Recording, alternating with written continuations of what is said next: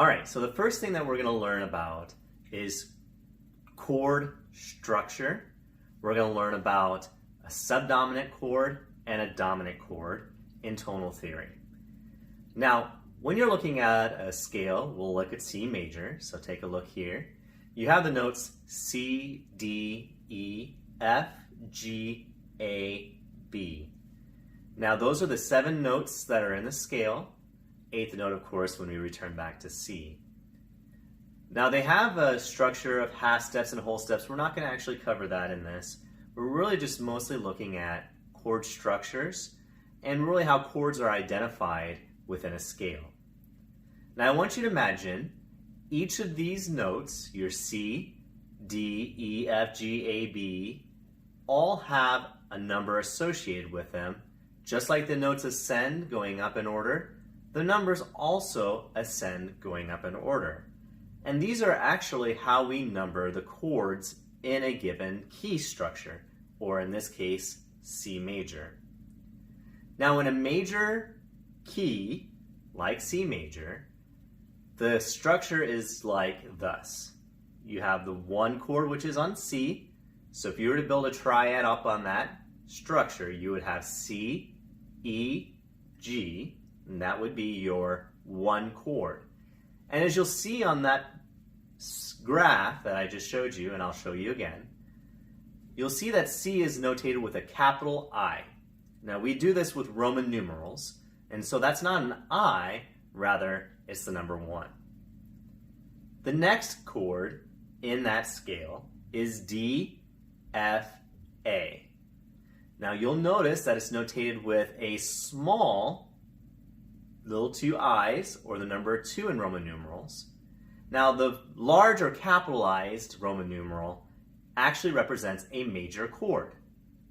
The small letters represent a minor chord. And so this goes on up. So then you have the next letter in the scale, which would be E, and the notes in that particular chord would be E, G, B. And you'll notice that's indicated with a number 3 in Roman numerals, also in the small letters, indicating it's a minor chord. The next really important chord, however, is the 4 chord. And you'll notice that that is also written in capital number 4 Roman numerals. And if we were looking at it in the C major scale, it starts with the letter F. So F, A, C.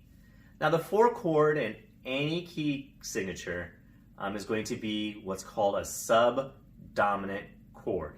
And we're going to listen to some examples here shortly to hear how the subdominant and what we'll soon learn about the dominant chord play together in a key structure.